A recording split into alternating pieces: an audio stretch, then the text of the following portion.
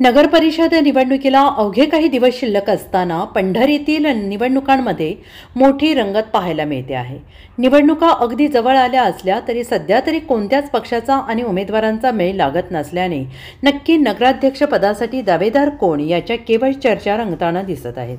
गेल्या 5 ते 6 वर्षांपासून रखडलेल्या नगरपरिषद निवडणुका यंदा पार पडणार असून अवघ्या काही दिवसांवर ते येऊन ठेपलेल्या आहेत। अशातच भाजपने कमळ चिन्हावर निवडणुका लढण्याचा निर्णय घेतलेला असून स्थानिक नेत्यांना दूर ठेवत उमेदवारांची चाचपणी स्वतः पक्षाने सुरू केली आहे।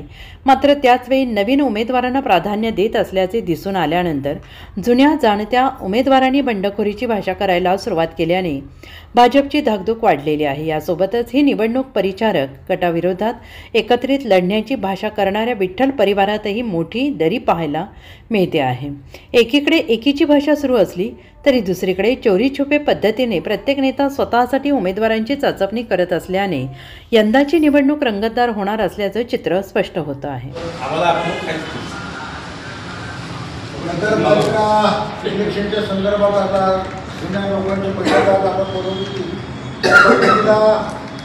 मुद्दामून थोडं मार्गदर्शन करण्याकरता आपले सगळ्यांचे लोकप्रिय लाडके आमदार समाधान दादा वेळात वेळ काढून आले।